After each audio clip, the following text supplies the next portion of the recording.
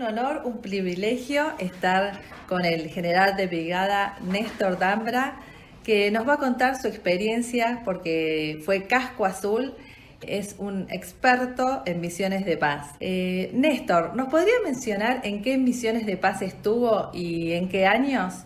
¿Cómo no? Bueno, muchas gracias por la presencia de ustedes en mi puesto comando. Estuve en 1997 jefe de Campo Roca en la misión de Chipre 8. En 2003 me desempeñé como oficial de operaciones de la Fuerza de Tarea Argentina 21 Chipre, en Campo San Martín. Y después en el 2009 y 2010, jefe de batallón conjunto en Haití durante 9 meses. ¿Y la misión específica que tenía en Chipre cuál era? En la primera misión, Campo Roca, estaba yo fui jefe de la compañía de servicios, junto con una compañía de infantería. Está alejado del puesto comando del jefe de la Fuerza de Tarea, está del lado turco chipriota, y en ese lugar teníamos la responsabilidad de todo lo que es el abastecimiento y algunas misiones operacionales propias de la ubicación donde estaba la base. ¿Y eso fue en las dos misiones que estuvo? 97. 97. Con respecto al 2003, fui oficial de operaciones, que es básicamente el diseño de todo el despliegue humanitario, todo el despliegue de mantenimiento de la paz de la Fuerza de Tarea Argentina en Chipre, que es el operaciones, tiene una diversidad de actividades propias de la función que desarrolla en cuanto a operativos que hay que realizar, mantenimiento de las patrol base, de los checkpoints, de los lugares donde debíamos actuar, ¿no? Realmente es admirable y loable el trabajo que ustedes realizan llevando ayuda humanitaria. Ustedes, los soldados argentinos, nuestros cascos azules, que cumplen con su deber en esas zonas peligrosas, esas zonas estratégicas como Chipre, donde justamente hace poquito se sintió allí la explosión originada en el puerto de Beirut, en el Líbano, que está a 200 kilómetros.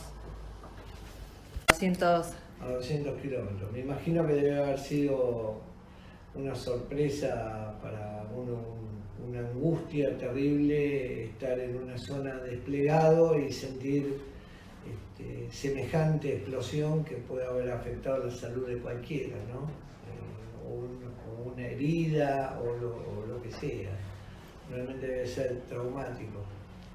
Sí, con la preocupación, ¿no?, de saber, a ver qué puede haber pasado. ¿Qué pudo haber pasado? Sí. Después, metiéndose un poco en los medios de comunicación social, uno se da cuenta que el producto de la explosión fue el componente químico, nitrato de amonio, que estaba almacenado y todo lo demás, y bueno, explotó con dimensiones de una bomba nuclear, ¿no? O por lo menos eso es lo que se graficaba en los medios. Sí, y bueno, justamente no había, no hubo un casco azul argentino en el Líbano en ese momento, así que afortunadamente no tuvimos. No tuvo injerencia, no lo sabía en detalle, no sabía esa información. Y cuando estuvo en Haití, le tocó una de los terremotos más devastadores de la historia de la humanidad, una de las catástrofes humanitarias más grandes de la historia. ¿Usted dónde estaba en ese momento? Bueno, ¿Cómo lo vivió? yo creo que era un lunes, estaba en mi base en Gonaives, dentro de mi puesto comando, que es un Corimec, que es una construcción metálica del estilo oficina, donde tiene su asiento en la oficina del jefe de batallón, y 5 menos 20 aproximadamente, se sintió un temblor muy fuerte en toda la base. Todos salimos a la Plaza de Armas y todo lo que estaba suelto en todos los lugares se cayó. Por ejemplo, termos, veladores, la bandera, los apliques de luz, todas esas cuestiones se desprendían de la mampostería y caían. No entendíamos absolutamente nada de qué estaba sucediendo, pero sí sabíamos que teníamos que salir a un lugar descampado. O sea, que estaba ahí, en mi puesto de comando, 5 menos 20 más o menos. ¿Los tomó de sorpresa o tenían alguna advertencia? No, de ninguna manera, es más. Había tenido contacto con el HQ, o sea, el puesto de comando del Force Commander, hacía 10 minutos atrás. Y en ese momento corté y sucedió esto. Este temblor, ¿no? Y en ese momento, ¿cuáles fueron su reacción? ¿Cómo...? Mi reacción es ver que toda la gente que tenía que formar en la Plaza de Armas, no formar, sino reunirse, esté presente, que ningún desprendimiento de alguna parte de la base del cuartel haya afectado a nadie. Vimos que no había desprendimientos. Nosotros estábamos a 164 kilómetros del epicentro, del punto cero del terremoto, que es Leodán, recuerdo en esa época. Claro, Está porque... a 24 kilómetros de la capital de Puerto Príncipe. De los 24 kilómetros a nuestra base había 164 kilómetros. Entonces, la amortiguación de la onda del terremoto fue mucho menor en nuestro lugar que en Puerto Príncipe. Claro, porque el terremoto fue tan fuerte que terminó con la vida de 316.000 personas, 350.000 heridos, Sí.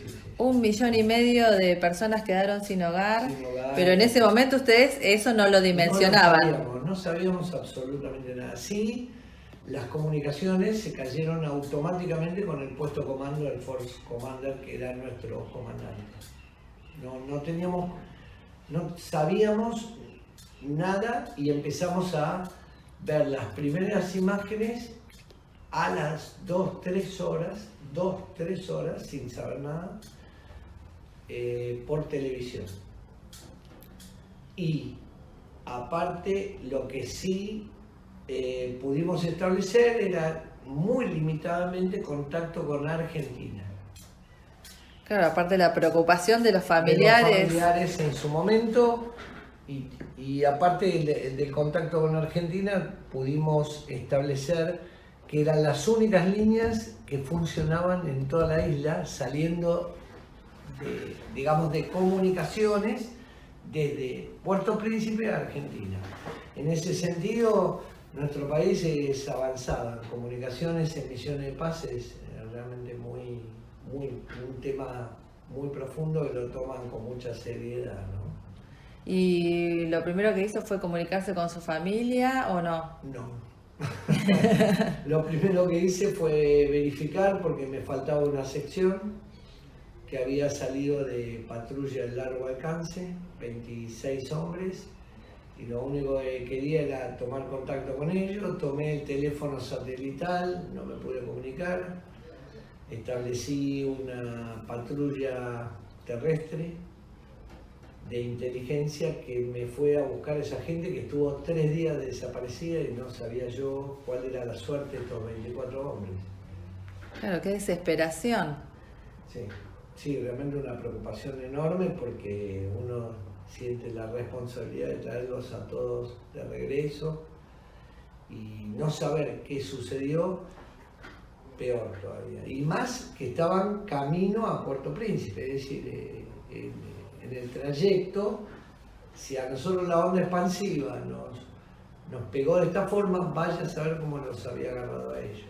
Después aparecieron, por suerte, al tercer día, tuvimos 2 días y medio sin tener comunicación, aparecieron un poco llenos de polvo y un poco deshidratados, por así decirlo, o con falta de agua y todo eso, pero porque la principal necesidad en una catástrofe de ese tipo es el agua. Claro. El agua es todo lo que se necesita en el momento inicial, en el momento cero, a las 3 horas, agua. Sí, para hidratarse y sobrevivir a las cuestiones todo, fundamentales. Porque, claro, los mismos las heridos necesidades básicas solicitaban agua, aparte no es bebible el agua de allá, ¿no? Claro. Nosotros teníamos planta potabilizadora de agua, podía fabricar 3.600 sachets de 1 litro en aproximadamente 3-4 horas. Y después también hubo 7 réplicas del terremoto. 7 réplicas, sí. ¿Esas réplicas fueron peores que el terremoto? ¿O? Fueron bajando la intensidad. En nuestro campo cada vez se sentía mucho menos, pero en Puerto Príncipe se sintió mucho más, ya la gente no podía dormir en estructuras de cemento o del estilo de casa, sino que tenía que pasar a carpas o lugares al aire libre que permita que no se le caiga la mampostería arriba, porque tenían pánico, tenían miedo de que se caiga todo. ¿Y ustedes cuáles fueron las acciones que tuvieron que realizar después de este terremoto? Porque ustedes allí, en un primer momento, la misión que tenían, ¿cuál era? Y lo sorprende este terremoto, claro, ¿no? Nosotros veníamos desarrollando misiones de imposición de la paz. Es decir, teníamos patrullas diurnas, nocturnas, y aparte teníamos patrullas de largo alcance y ayuda humanitaria, supongamos. Esa era toda la función a grandes rasgos. Y en ese momento, y ante la ausencia de órdenes, sabiendo lo que salía ya en la televisión y demás, conformé una fuerza de tarea reducida, de 180 hombres aproximadamente, con 12 camiones, los vehículos de combate mecanizados que teníamos, algunos jeep y demás, y cargamos alimentos, agua y todo lo necesario, nos desplazamos y ocupamos la cabecera de pista del aeropuerto de Puerto Príncipe. Me presenté al Deputy Force Commander, que era el número 2 de misión, y él me dijo que brindara seguridad al aeropuerto inicialmente, porque se iban a iniciar los saqueos, producto de que la gente no tenía ni agua ni alimentos, se iban a ingresar al lugar de reunión de alimentos que era el aeropuerto, ¿no? Claro. Algo así, en grande. Sí. Grande, ¿no? ¿Y usted vio la desesperación de la gente, de las familias? Y ya camino a Puerto Príncipe, las rutas estaban quebradas por medio. No voy a describirlo por respeto a la audiencia, pero había gente en las hendiduras de la tierra, había gente. Y fuimos deteniéndonos en un viaje de 165 kilómetros que duraba normalmente 7 horas, porque los caminos ya eran malos. Ahí le pusimos 18 horas ayudando a lo que podíamos en nuestro camino, ¿no? Es decir, o sacando de grietas, o ayudando, o dejando, o tapando sí. Gente que había fallecido y demás. ¿Y usted sintió en algún momento que su vida corrió peligro? Inicialmente no. Cuando pasó, es decir, cuando pasó me di cuenta que no, pero sí. ya tuvo que haber pasado. Uno no está preparado para un movimiento sísmico, de ninguna manera está preparado. Solamente las naciones más avanzadas que tienen estructuras edilicias preparadas. Sí. En nuestro caso, los Corimex son estructuras del tipo container que difícilmente puedan... Lo peor que puede pasar es volcarse, es decir, caerse, pero no excepto que le caiga algo arriba que lo achate, ¿no? Claro. Pero inicialmente no. Después sí, porque las réplicas era el miedo que tenían todos. Las réplicas. Claro. ¿No? Que sean de la dimensión del primer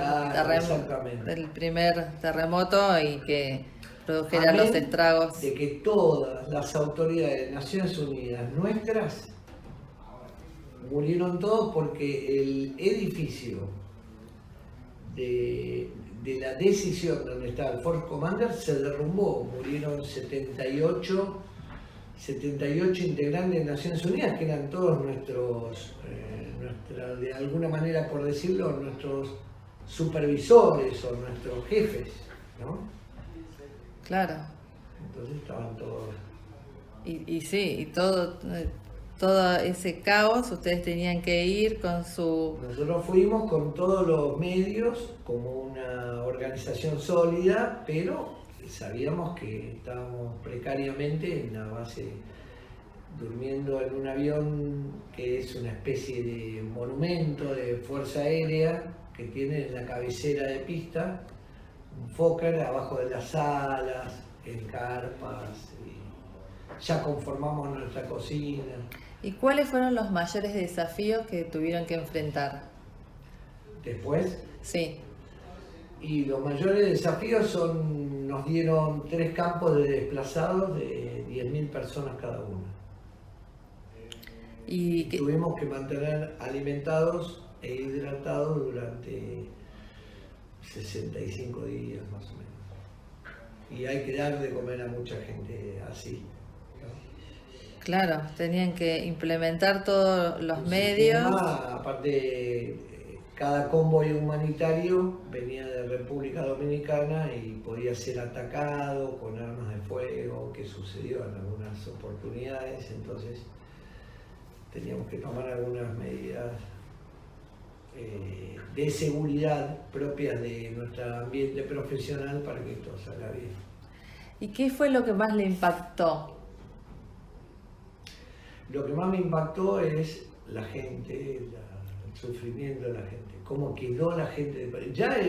Haití ya era un pueblo que estaba sobreviviendo, ya, antes del terremoto. Después del terremoto ya eran un pueblo devastado, un pueblo que ya no tenía ni las necesidades básicas satisfechas, porque antes del terremoto ya dormían en la calle, así que después de esto fue un acabose, son 8 millones de personas, creo, la población en esa época. Y bueno, eso me impactó. La cantidad de muertos, la cantidad de heridos, mutilados, todo lo que se pudo ayudar desde el punto de vista sanitario, las amputaciones, esto, en fin, cuestiones. No le describo exactamente para no cambiar el tenor de la entrevista. Sí, y ustedes, bueno, tuvo esa experiencia en Haití. Y ahora con esta situación inédita de la pandemia tuvieron que salir a los barrios carenciados a prestar colaboración y ayuda humanitaria a los más necesitados. ¿Tiene algún paralelismo con lo que sucedió en Haití? Sí, yo creo que sí, porque la experiencia capitalizada por muchos de los integrantes del Comando de Zona de Emergencia Metropolitana que yo mando tiene mucha experiencia en misiones de paz y demás, y la experiencia de Haití fue muy importante, muy, digamos, las lecciones aprendidas que nosotros teníamos las aplicamos ahora. La verdad que no me costó en ese sentido de diseño de la operación.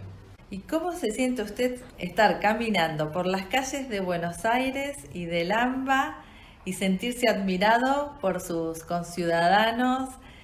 Particularmente no creo que sea mi caso en particular, sino de mis soldados, ¿no? Sí, sí, sí. Los soldados que van con un camión y reciben una bandera de un chico, o les extienden una carta, un dibujo, o querer sacarse una foto con los soldados, es el mejor premio que podemos tener. En realidad, ellos que están desplegados en la zona, ellos están desplegados en el terreno, duermen en el terreno, y hay más de 60 vehículos del ejército dando vuelta por todos lados del AMBA, ¿no? ¿Cómo se organizaron para realizar este despliegue operacional que se denominó Operación Manuel Belgrano, que se dice que es un despliegue, es el mayor despliegue después de la Guerra de Malvinas? ¿Es así? Sí, obviamente también no se puede conceptualizar, y muchas veces se extienden comparaciones que puede o no ser tan certera y cierta. Es una operación de dimensiones muy importantes. Hay 14 comandos de emergencia, 14 comandantes como yo, que están desplegados en todo el país, a lo largo y a lo ancho. Hay operaciones aéreas, hay operaciones marítimas, operaciones terrestres, en una dimensión importante. Nada más que, obviamente, no estoy diciendo, sí, podemos definirlo como centro de gravedad o mayor necesidad en el AMBA, pero en todo el país se está llevando a cabo. A mí me tocó esta zona, tengo todas las unidades históricas, las agrupaciones apoyo de la Dirección de Educación, el Regimiento de Asalto Aéreo, la Compañía de Policía Militar, el mismo Comando de Guarnición. Hay muchos elementos, hay sí. 3.700, 3.000, casi 4.000 hombres que están abocados a esta tarea, que me dependen, más sus vehículos orgánicos, ¿no? ¿Y cómo se organizan, digamos? Nosotros tenemos distintas zonas. Por ejemplo, tenemos Cárcova, con una unidad de respuesta, Matanza, Moreno, Quilmes, Ciudad Autónoma de Buenos Aires, con un centro de distribución logístico. Cada uno tiene un jefe de elemento que va articulando los medios que tiene, tanto de vehículos como de personas, considerando que cada persona que presta servicios y está 9 días desplegado tiene 14 días de cuarentena. Y quiere decir que si tenemos un equipo de 50 hombres, no puede ser tomado como 50 hombres. Tengo que tomar 3 equipos de 50 hombres para cubrir un mes, claro, de ayuda humanitaria. Eso fue lo que pensamos, de modo tal, y gracias a Dios que no hemos tenido aún a la fecha que evacuar a nadie que haya prestado servicios en lo que nosotros denominamos la línea de ayuda humanitaria, la línea de emergencia. ¿Por qué? Porque tenemos muy buena protección, tenemos muy buena profilaxis, muy buena desinfección. No hemos tenido ni gente con temperatura ni que se sintiera mal, porque estamos muy protegidos en cuanto a la directiva que hemos recibido del Estado Mayor Conjunto, que es cuidar al que cuida, ¿no? Entonces nos protegemos mucho en ese sentido. ¿Y si se detecta algún caso? Tenemos una unidad de respuesta de reemplazo. Sacamos a todo el elemento que está prestando, por ejemplo, 14 personas en una escuela, las sacamos completa y los reemplazamos por otros 14. Gracias a Dios hasta ahora no lo hemos tenido que hacer, pero estamos preparados. Tenemos 2 equipos listos para salir. Perfecto, porque entonces, digamos, si se llegara a producir, hacen la cuarentena. No, obviamente los 14 que salen de ahí van o a cuarentena o a análisis de hospital, y los 14 que entran están chequeados, que no tienen temperatura, están en buenas condiciones. Eso es lo que hacemos. Y el recibimiento de la población hacia ustedes, ese agradecimiento, esa admiración, ¿cómo lo reciben ustedes después de, bueno, de salir a las calles y ver que muchas veces los aplauden cuando llegan con una unidad o cuando se retiran? Evidentemente se tomó a las Fuerzas Armadas, no solamente en el AMBA, en todo el país, como una visibilidad, con una visibilidad que anteriormente era más difícil. Ahora pudieron ver en forma tangible, aparte, por ejemplo, de un acto eleccionario donde las Fuerzas Armadas están en la calle, en este caso particular pudieron ver al Ejército, a la Armada, a la Fuerza Aérea en el terreno ayudando a sus conciudadanos en una situación crítica y que de alguna manera los ven como una sensación de distribución de alimentos, logística, presencia y sobre todo que todo llega a lugares que de otra forma no se hubiera podido llegar. Claro, sería muy difícil. La naturaleza de nuestros vehículos, por la calidad y capacidad profesional de los hombres que integran este elemento y todos los elementos del país, ¿no? Claro. ¿Y ustedes sienten ese reconocimiento y esa valorización de las Fuerzas Armadas? Sí, lo sentimos porque lo manifiestan tanto las autoridades nacionales como la propia ciudadanía que nos da ese sabor de poder ayudar, ese sabor de que los soldados regresen orgullosos de ser parte del ejército argentino en nuestro caso.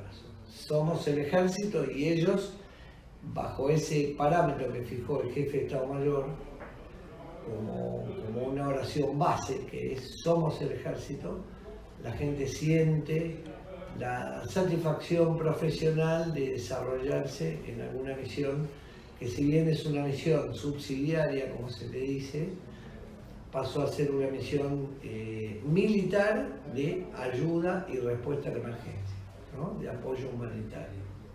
Sí, fundamental en estos momentos que estamos viviendo de pandemia con el coronavirus. Exacto. Y que la gente, bueno, tiene que adaptar otra forma de vida, ¿no?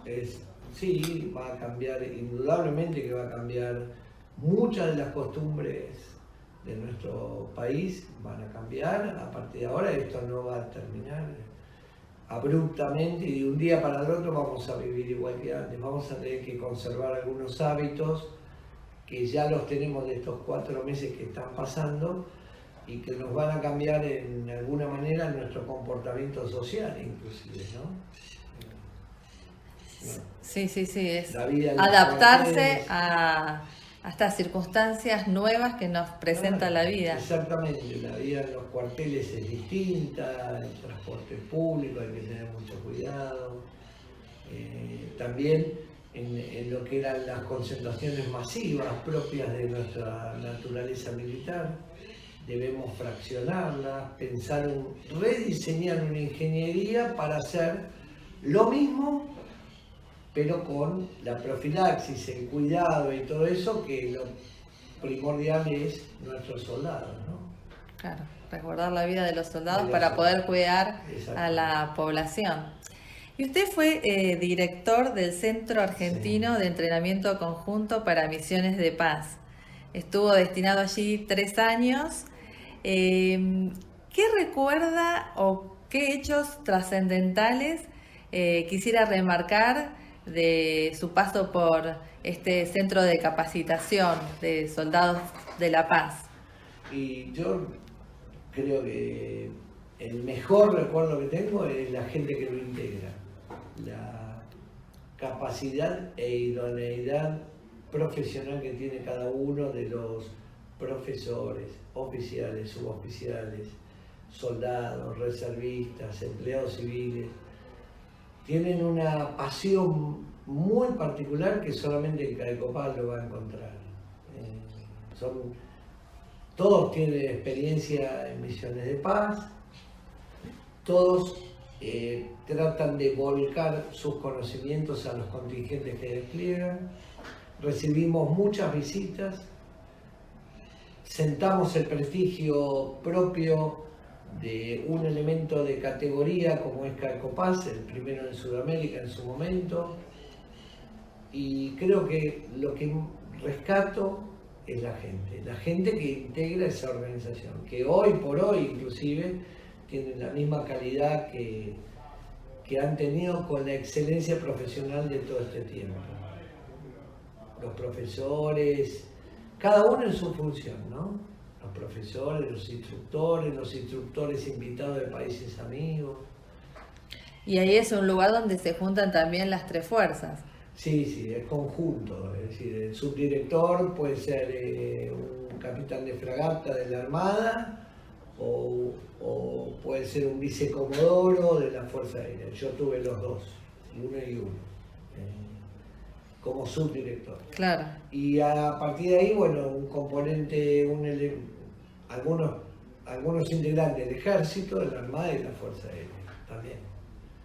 Es un elemento conjunto, se trabaja muy bien, hemos capitalizado todas las experiencias y lecciones aprendidas de trabajar en un ambiente conjunto y combinado porque tenemos también extranjeros que integran Calcopaz, ¿no? Claro.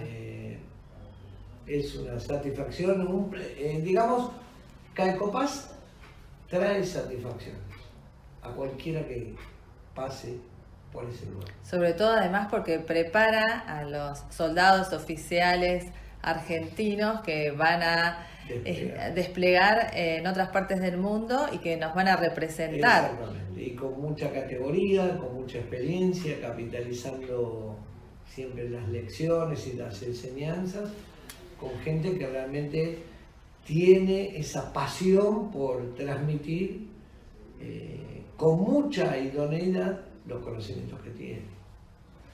¿Y usted cómo se imagina que van a ser las futuras misiones de paz? Y yo creo que las misiones de paz difícilmente sean de mantenimiento. Mi opinión, esto ya es personal, me parece que van a mutar sobre la base de imposición de la paz. Imposición de la paz como Haití o como Centroáfrica, que es necesario, o depende la oferta de Naciones Unidas hacia nuestro país.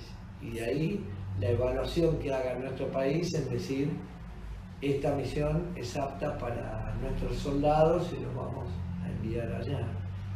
Pero yo la veo como una misión de riesgo, digamos. Si tuviéramos que tomar a Chipre, lo tomamos como una escuela. Sí. Chipre es escuela. Es sostenida, una misión sostenida por Naciones Unidas. Haití era autosostenimiento. El país sostenía la operación. Claro. Y autosostenimiento implica un montón de cosas. Desde un buque que trae insumos hasta que los vehículos estén en condiciones. Yo lo visualizo como por ahí no tanta magnitud de personal, sino magnitudes un poco menores en zonas muy calientes de conflictos armados. ¿Y tiene así algún recuerdo lindo, alguna anécdota que haya vivido en esas misiones de paz que quiera compartir con la audiencia? Mire, la primera vez que fui en el año 1997 a Chipre, fuimos del lado turco-chipriota, la familia se instaló ahí, fuera de la base, a unos 3 kilómetros de la base, y en el vecindario, en una casa que alquiló la familia, nos tocan el timbre, que no era timbre, golpean la puerta y aparece una anciana con una fuente de pétalos de rosa con aceite de oliva. ¿Pétalos de rosa? Pétalos rosados, como si fuera una ensalada, en un tributo, llamémosle, donde rechazarlo era una afrenta para para el pueblo turco, ¿no? Son costumbres que uno tiene que adaptarse y conocer, uno no sabe y las va conociendo a medida que transita. ¿Eso qué significaba? Una muestra de solidaridad con el vecino nuevo, una muestra de afecto hacia esa persona que iba a compartir ese vecindario. Y tuve que convencer a mi esposa de que coma los pétalos de rosa delante de la señora que tocó el timbre. Todo un momento. En principio comí algunos pétalos yo para mostrarle que no iba a descomponerme en ese mismo lugar, y comimos pétalos de rosa con aceite, y lo comimos porque si no la señora nos miraba de una forma de que no rechacemos ese presente. Claro, porque de eso se trata también. Cuando los soldados argentinos viajan al exterior, también llevan e intercambian, así como ustedes reciben esas muestras de cultura y tradiciones del pueblo turco chipriota, ustedes también me imagino que estarían con el mate. Y convidábamos en esa época, no como ahora que obviamente tomamos mate solos, ¿no?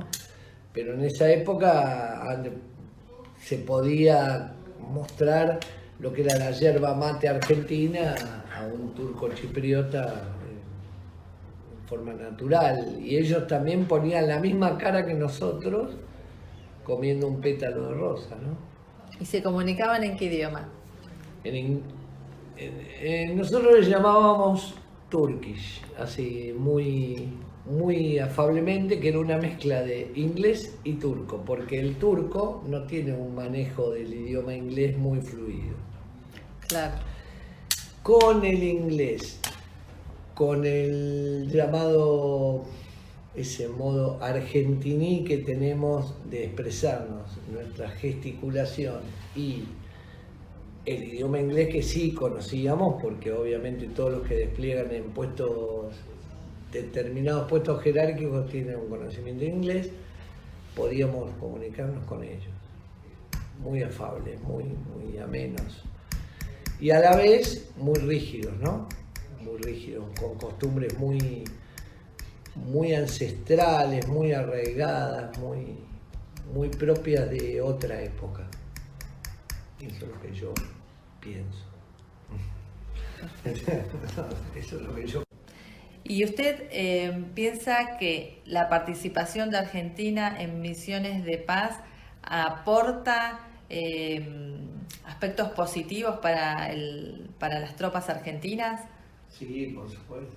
Creo que es una experiencia enriquecedora, una experiencia que cada soldado toma contacto con ejércitos de países amigos, ejércitos de otras nacionalidades que muestran cómo son, qué hacen, cuál es su cultura organizacional, trabaja con otros soldados de otras nacionalidades, despliega, emplea de alguna manera todo aquello que aprendió en una forma profesional y con el amparo del capítulo de Naciones Unidas con el cual fue desplegado. Por ejemplo, imponer la paz. Entonces es muy afín a la profesión militar. ¿Y piensa que el número de desplegados podría llegar a aumentar? Porque en una época había 1.500 hombres desplegados y hoy son alrededor de 300. Sí, yo creo que sí. Obviamente está como lo dije antes, en que Naciones Unidas visualice su empleo. Hay que ver hoy cómo se encuentra la Organización de Naciones Unidas desplegada en todo el mundo y cuáles son las demandas que tiene y cuál es lo que le ofrecen a un país como Argentina, que tiene un prestigio enorme, en particular en Sudamérica, en particular en todo lo que es América completo como continente y su despliegue, el prestigio ganado de tantos años y tantos soldados desplegados en muchas misiones, hace que tengan a Argentina como un elemento sumamente valioso para las Naciones Unidas. Entonces, yo creo que sí, que le van a dar ofrecimientos y posibilidades para desplegar en un futuro, no muy lejano. No calculo yo en el mediano plazo, no lo puedo asegurar, no tengo conocimiento hoy, pero... Claro, yo lo que le quería preguntar también, si tuviera que destacar las actividades más valiosas y fundamentales del presente, de lo que esperan y de lo que planifican para el futuro, ¿cuáles señalaría? Usted me dice desde el punto de vista de misiones de paz. Sí. Vamos a dividir la pregunta en dos. La primera parte era, ¿cuál? Si tuviera que destacar las actividades más valiosas y fundamentales del presente de las misiones de paz. No, bueno, hoy tienen un desafío enorme de desplegar una fuerza de tarea en Chipre en el medio de la pandemia. Yo les puedo asegurar que lo que parece sencillo no lo es. Están preparándose, tienen que ir todos en perfectas condiciones de salubridad. Claro. Tienen que desplegar y cumplir su misión en un país que se está cuidando de una forma distinta. Cambia la naturaleza de lo que venían haciendo con muchos cuidados particulares que van a tener que tener, ya sea en el despliegue, en el movimiento aéreo, en el acuartelamiento que están haciendo ahora y demás. Creo que hoy por hoy es más compleja la situación hoy que hace 3 años que fui director, hace antes. Es más complejo desplegar. Sí, porque tienen que ir todos libres de COVID, llegar a Chipre, y también las tropas que vienen de allá, que es el recambio, también tienen que venir libres. Exactamente, y tienen que guardar una cuarentena, tienen que tomarse recaudos de transporte, de logística. Es una planificación muy particular, esa es la parte hoy. En el futuro, ya le vuelvo a repetir, yo creo que le van a dar posibilidades a nuestro país de desplegar en otras partes del mundo, y que está en las decisiones de los comandantes de fuerza, del Ministerio de Defensa y del más alto nivel del país, en decir, vamos a prestar tropas para tal o cual operación militar, lo cual en un futuro cercano no visualizo, porque esta pandemia también cambia la naturaleza de muchas situaciones estratégicas que se venían desarrollando, cambian los escenarios violentamente. Ahora cambia todo el escenario de muchos conflictos, de muchas formas de ayuda, de muchas formas de presencia de Naciones Unidas en determinados lugares. Va a cambiar. Sí, muchos relevos también tuvieron que quedarse, otros que iban desplegados por un año se tuvieron que quedar. Tuvieron que quedar mucho más tiempo. Muy difícil. Una situación. Algunos los agarró en cuarentena cuando volvieron de visita a la Argentina. Hay que hacer una reingeniería de todo lo que ya estaba en proceso. Todos los sistemas y procesos hay que reverlos. Y hay que estudiarlos y buscarle la mejor forma para resolver una situación crítica que exige respuestas novedosas. Sí, es todo una nueva planificación. Una nueva planificación. Y respuestas. No, sí. Y esta operación Manuel Belgrano, ¿hasta cuándo la tienen planificada? Miren, nosotros corremos al ritmo de las decisiones presidenciales, tanto sea de cuarentena o de cuál es la vida de la Argentina en su conjunto. Nosotros visualizamos que inclusive posterior a la pandemia, nuestra ayuda humanitaria en particular, estoy hablando solamente del territorio AMBA, ¿no? Sí. Área metropolitana, primer, segundo y tercer anillo del conurbano, va a continuar por lo pronto todo el mes de agosto. Y después le confirmo, porque no estoy en condiciones de decirlo ahora, pero visualizo que va a continuar posterior, inclusive, al levantamiento total de las restricciones. ¿Por qué? Porque por una cuestión de que hay mucha gente carente de sus necesidades básicas que de alguna manera el ejército trata de solventar, de ayudar, y en el sentido de distribuir comida que hoy es plato caliente, quizás sea víveres secos.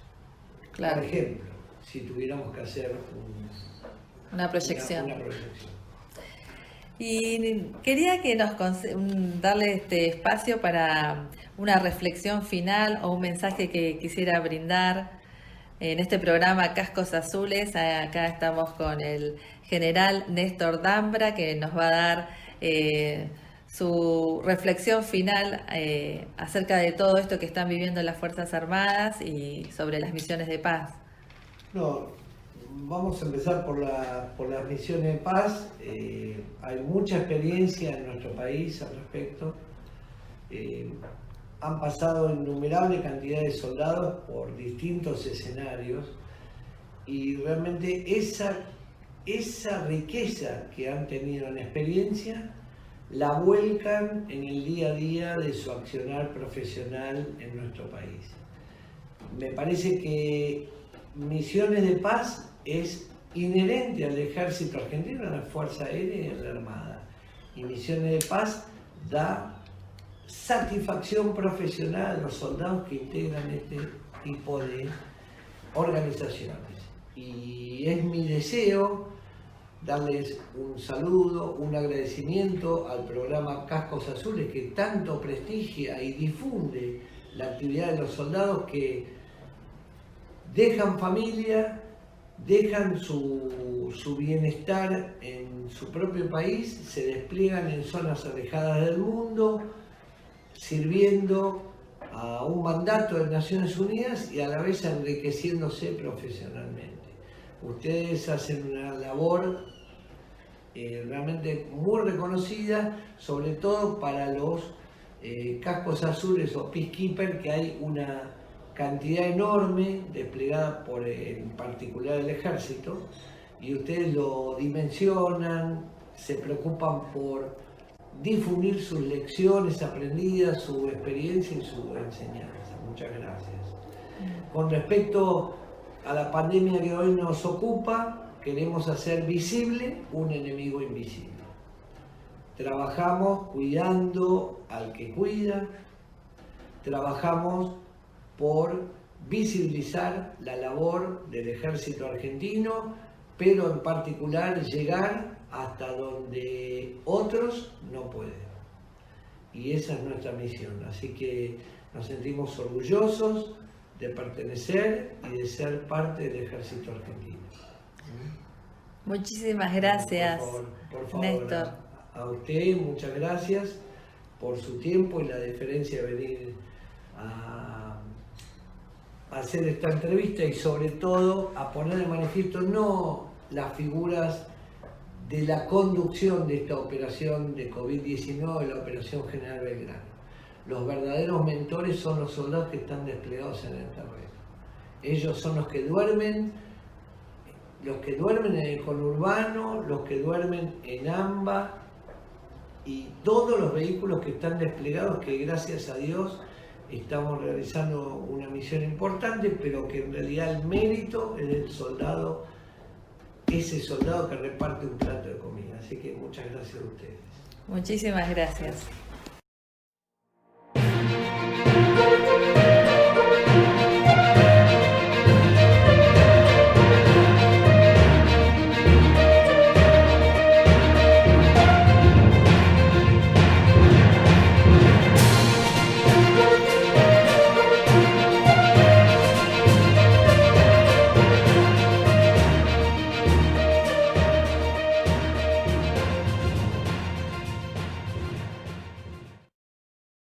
Programa Cascos Azules Argentinos por el Mundo en Misión de Paz es auspiciado por Sociedad Militar Seguro de Vida, servicios y beneficios para los servidores de la Nación. Fundación de Apoyo al Instituto de Ayuda Financiera, respaldo a la institución que cuida el futuro de los uniformados. Mutualidad del personal e intendencias militares, servicios y prestaciones de excelencia para sus asociados. IOSFA, Instituto de Obra Social de las Fuerzas Armadas y de Seguridad. Y la colaboración de Gendarmería Nacional, Armada y Fuerza Aérea Argentina.